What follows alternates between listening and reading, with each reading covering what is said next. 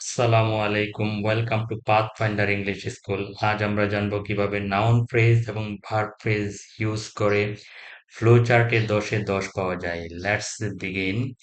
Scene comprehension scaling a mountain peak, এই পেসিসটি থেকে প্রশ্ন।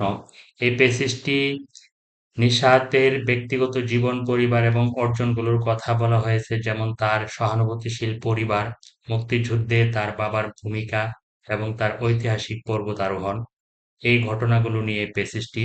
এখানে ফ্লো চার্টের যে পেসিসটি, based on your reading of the passage make short notes in each of the boxes in the flow chart showing information about Nishat Majumdar. এখানে নিশাত মজুমদার সম্পর্কে information গুলো শর্ট নোট আকারে, অর্থাৎ ফ্রেজ আকারে খুব সংক্ষিপ্তভাবে এখানে ফ্লো চার্ট কমপ্লিট করতে হবে। এবং সংক্ষিপ্তভাবে করার জন্য কিছু রুলস আছে, যেমন এখানে যে একটি স্যাম্পল অ্যান্সার দেওয়া থাকে, এই স্যাম্পল অ্যান্সারটি যে প্যাটার্নে দেওয়া থাকে, অর্থাৎ যে গ্রামাটিক্যাল স্ট্রাকচারে দেওয়া থাকে, ঠিক সেই গ্রামাটিক্যাল স্ট্রাকচারে বাকি আরো 5টি শর্ট নোট তৈরি করতে হয়। তো শর্ট নোটগুলো সাধারণত বিভিন্ন ফ্রেজে গঠিত হয়।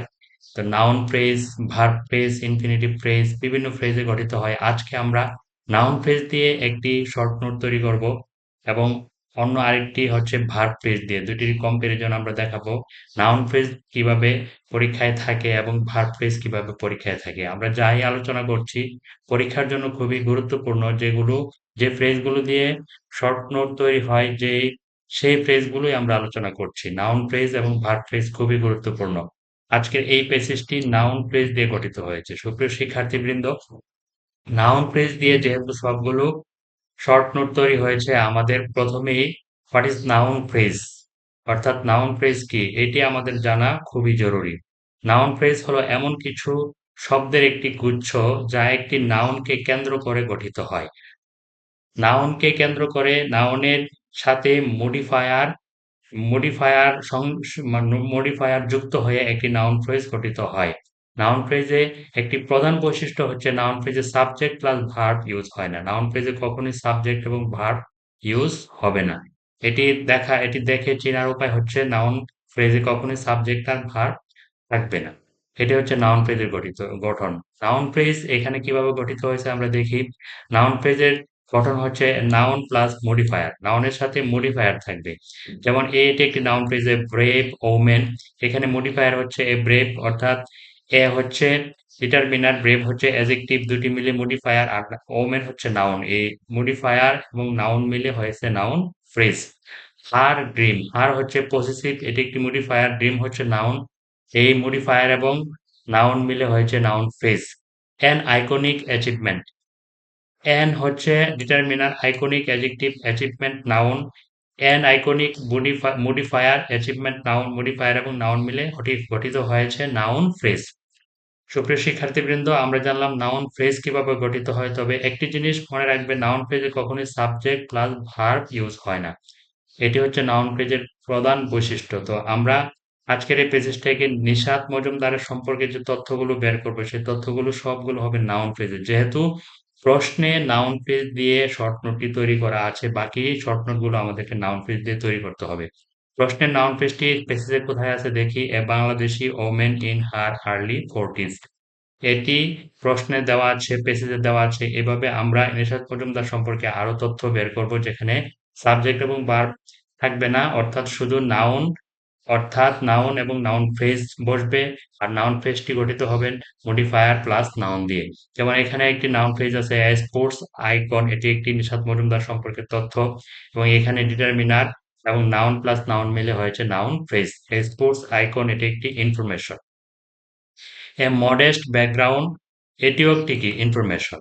মডেস্ট ব্যাকগ্রাউন্ড মিন্স খুব সিম্পল পরিবার, এটি নিশাত মজুমদার সম্পর্কে একটি তথ্য, এবং এখানেও সাবজেক্ট এবং ভার্ব নেই। এবং আরেকটি তথ্য, the second of four siblings, 4 ভাই বোনের মধ্যে দ্বিতীয়, এখানেও কিন্তু সাবজেক্ট এবং ভার্ব নেই, এটিও একটি নাউন ফ্রেজ। তারপর সাপোর্টিভ প্যারেন্টস, এটিও তার সম্পর্কে একটি তথ্য। তার বাবা মা ছিলেন অত্যন্ত সাপোর্টিভ, অর্থাৎ অত্যন্ত সহায়ক মনোভাব সম্পন্ন। এটি একটি নাউন ফ্রেজ এবং অ্যান ইন্সপিরেশনাল স্টোরি, এটি অনুপ্রেরণামূলক গল্প, এটিও একটি কি নাউন ফ্রেজ। এখানেও কোনো সাবজেক্ট এবং ভার্ব নেই। তো শিক্ষার্থীবৃন্দ, আমরা দেখলাম যে নাউন ফ্রেজ দিয়ে কিভাবে আরো পাঁচটি শর্ট নোট তৈরি হয়েছে। এই নাউন ফ্রেজ আমরা দেখি ফ্লো চার্ট কিভাবে তোমরা পরীক্ষায় লিখবে। পরীক্ষাতে ঠিক এইরকম ভাবে চার্টটি অ্যান্সার করতে হবে। নাউন ফ্রেজ দিয়ে চার্টটি ঠিক এইভাবে তোমরা নিচে নিচে করে বক্স বানিয়ে তোমরা পরীক্ষায় দিবে। এভাবে দিলে সবচেয়ে ভালো হবে, তাইলে আর ভুল হবে না এবং সবগুলো লেখা যাবে। এটি হচ্ছে নাউন ফ্রেজ দিয়ে গঠন করা একটি শর্ট নোটের একটি কমপ্লিট একটি অ্যান্সার। আমরা দেখি যে ভার্ব ফ্রেজ দিয়ে আরেকটি প্রশ্ন কিভাবে তৈরি করা যায়। এখানে আরেকটি প্যাসেজের অংশ, উপরের অনুচ্ছেদটি থেকে আমরা জানতে পারি নিশাতের জন্ম ও শিক্ষা জীবনের গল্প। ওখানে ছিল নিশাতের ব্যক্তিগত পরিচয়, এখানে নিশাতের জন্ম সম্পর্কে দেওয়া আছে এবং তার শিক্ষা জীবনের গল্প এখানে দেওয়া আছে। তার লক্ষ্মীপুরের শৈশব থেকে শুরু করে পড়াশোনা ও পেশাগত জীবনের পথ চলা পর্যন্ত এই প্যাসেজের এই অংশটুকুতে আছে। কিন্তু এখানে প্রশ্নটি এ কিভাবে দেওয়া আছে দেখি। Based on your reading of the passage make short notes in each of the boxes in the flow chart showing information about Nishat Majumdar's birth and education. এখানে স্পেসিফিক করে দেওয়া আছে তার ইনফরমেশনটি হবে তার জন্ম এবং তার শিক্ষা সম্পর্কে এবং ফ্রেজগুলো গঠিত হবে ভার্ব ফ্রেজে। যেমন born on the 5th January 1981 in a village call Teuri. এটি পেসেজ থেকে নেওয়া এবং এটি একটি ভার্ব ফ্রেজ। তার আগে আমরা জানি what is verb phrase. Verb phrase কাকে বলে? ভার্ব ফ্রেজ হলো একটি বাক্যের সেই অংশ যা মূল ক্রিয়া অর্থাৎ মেইন ভার্ব এবং তার সঙ্গে থাকা সহকারী ক্রিয়া অক্সিলিয়ারি ভার্ব বা অন্য শব্দ নিয়ে গঠিত হয়।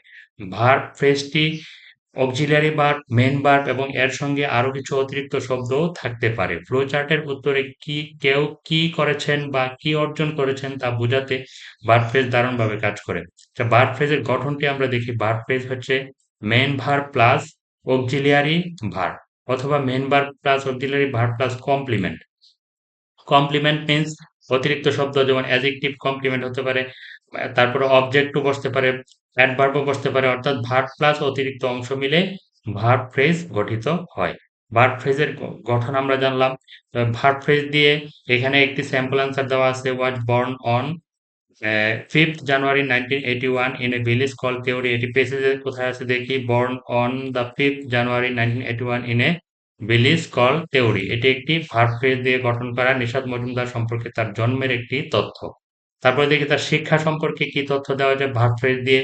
যেমন completed her schooling from Bottomley girls high school in 1997। এটি একটি ভার্ব ফ্রেজ। ভার্ব ফ্রেজ কিভাবে গঠিত হয় আমরা বলেছি যে প্রথমে ভার্ব থাকবে, তারপরে অতিরিক্ত কিছু শব্দ থাকবে। তো এখানে কমপ্লিটেড ভার্ব আছে, তো বাকি শব্দগুলো নিয়ে ভার্ব ফ্রেজ গঠিত হয়েছে। এটি একটি তার শিক্ষা তথ্য। তারপর আরেকটি শিক্ষা তথ্য দেখি, পাস্ট এইচএসসি। এটি একটি ভার্ব এবং এর সঙ্গে অবজেক্ট যুক্ত হয়ে ভার্ব ফ্রেজ গঠিত হয়েছে। Passed HSC from Shahidnagar girls college in 1999। এটিও একটি কি verb phrase. She earned her bachelors. এখানে earned verb phrase, earned her bachelors and masters degrees in accounting from Dhaka city college. এখানে দুইটি ফ্রেজ তৈরি করা যাবে, আর্নড হার ব্যাচেলর্স ডিগ্রি, আরেকটি হচ্ছে আর্নড হার মাস্টার্স ডিগ্রি। এখানে দুইটি, এই ভার্বটি দিয়ে দুইটি ফ্রেজ গঠন করা যাবে। তারপরে আরেকটি লাস্ট ওয়ান হচ্ছে has enrol for her MA in Japan studies. এটিও একটি ভার্ব ফ্রেজ। হ্যাজ এবং enrol auxiliary verb, main verb এবং তার সাথে অতিরিক্ত অংশ প্রিপোজিশনাল ফ্রেজ মিলে হয়েছে ভার্ব ফ্রেজ। এভাবে ভার্ব ফ্রেজ দিয়ে বাকি বাকি ফ্রেজগুলো বা শর্ট নোটগুলো তৈরি করতে হবে। এটা আমরা কিভাবে বুঝতে পারবো? এটি প্রথম যে প্রশ্নোত্তরটি দেওয়া থাকবে স্যাম্পল, এটির উপর ভিত্তি করে আমাদের ফ্রেজগুলো গঠন করতে হবে। প্রথম ফ্রেজটি যদি ভার্ব ফ্রেজে থাকে, বাকিগুলো সবগুলো ভার্ব ফ্রেজে করতে হবে। তা না হলে কিন্তু কাটা যাবে, মার্কস একেবারেই মার্কস পাওয়া যাবে না। আজ আমরা ভিডিওর শেষে আলোচনা করব কিছু কমন মিস্টেক্স, যে মিস্টেক্স গুলা ছাত্ররা করে থাকে এবং ফ্লো চার্টে মার্কস পায় না। তো আমরা ভার্ব ফ্রেজ দিয়ে যে উত্তরটি কিভাবে লেখা হয়েছে দেখি। এখানে আমরা যে উত্তরগুলো বা শর্ট নোটগুলো বা ফ্রেজগুলো আমরা পেসেজে দেখেছি, এই পেসেজে এই শর্ট নোটগুলোই কিন্তু আমরা দেখেছিলাম। এখানে আমরা এইভাবে বক্সে যেভাবে লিখেছি, ফ্লো চার্ট তৈরি করেছি, পরীক্ষাতে ঠিক একই রকম ভাবে তোমরা বক্স তৈরি করে ঠিক আমি যেভাবে এখানে লিখেছি ঠিক এভাবে লিখবে। তা না হলে কিন্তু মার্কস পাওয়া যাবে না। কিছু কমন মিস্টেকস নিয়ে আমরা এখন আলোচনা করব। ভার্ব ফ্রেজ এবং নাউন ফ্রেজের মধ্যে একটি কম্পারিজন আছে, এটি তোমরা দেখে নিবে। তারপরে কমন মিস্টেকস ইন ফ্লোচার্ট, অর্থাৎ ফ্লোচার্ট অ্যান্সার করতে গেলে স্টুডেন্টরা কিছু মিস্টেকস করে থাকে, যে মিস্টেকস গুলা করলে কখনোই মার্ক পাওয়া যাবে না।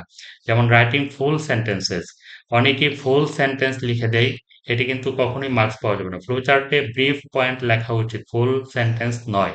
ইগনোরিং দ্য সিকোয়েন্স, অনেকে ধারাবাহিকতা ঠিক রাখে না। যেমন ধারাবাহিকতা বলতে সে জন্মগ্রহণ করেছে, তারপরে সে এসএসসি পাস করেছে, তারপরে এইচএসসি পাস করেছে। এই যে ধারাবাহিকতা, সিকোয়েন্স, আগে ঘটনা আগে এবং পরের ঘটনা পরে যদি না লেখা হয় তাহলে কিন্তু মার্কস পাওয়া যাবে না। তাহলে কিন্তু পরের ঘটনা যদি আগে চলে আসে তাহলে কিন্তু সিকোয়েন্স মেনটেন হবে না। পেজের ঘটনার ধারাবাহিকতা না মানলে উত্তর ভুল হয়ে যায়। তারপর লিফটিং টেক্সট ডিরেক্টলি, অর্থাৎ অনেকেই পেজেস থেকে একদম হুবহু পেজেস থেকে তুলে দেয়, এটিও কিন্তু মার্কস পাওয়া যাবে না। এটি প্যারাফ্রেজ, অর্থাৎ নিজের ভাষায় লিখতে হবে, যেটি আমরা এতক্ষণ করেছি। ইউজিং ইনকমপ্লিট আইডিয়া, অনেকে অসম্পূর্ণভাবে লেখা, অস্পষ্ট শব্দ চয়ন দিলে উত্তর অস্পষ্ট হয়। অর্থাৎ ইনকমপ্লিট, কমপ্লিট ভাবে কেউ সম্পন্ন করে না, এভাবে লেখলেও কিন্তু মার্কস পাওয়া যাবে না। অনেকে আবার গ্রামাটিক্যাল এরর করে, যেমন ভার্ব ফ্রেজটি গঠিত হয়েছে কমপ্লিটেড দিয়ে, কিন্তু তুমি যদি কমপ্লিট লেখো তাহলে কিন্তু হবে না। পাস্ট ফর্ম দিয়ে যদি ভার্বের গঠন তৈরি হয় তাহলে কিন্তু বাকিগুলো ঠিক পাস্ট ফর্ম দিয়ে কিন্তু করতে হবে। পাস্ট ফর্ম দিয়ে যেটি গঠিত হয়েছে এটি যদি প্রেজেন্ট ফর্ম, ভার্বের প্রেজেন্ট ফর্ম দিয়ে করো তাহলে কিন্তু মার্কস পাওয়া যাবে না। এগুলো ছিল কিছু কমন মিস্টেকস। তো সুপ্রিয় শিক্ষার্থীবৃন্দ, আজকের ফ্লো চার্টটি যেভাবে আলোচনা করা হয়েছে এভাবে যদি প্র্যাকটিস করো পরীক্ষাতে শতভাগ মার্ক পাবে। তবে যদি ভিডিওটি ভালো লাগে অবশ্যই পাথফাইন্ডার ইংলিশ স্কুলকে তোমরা অবশ্যই সাবস্ক্রাইব করবে। ধন্যবাদ সকলকে।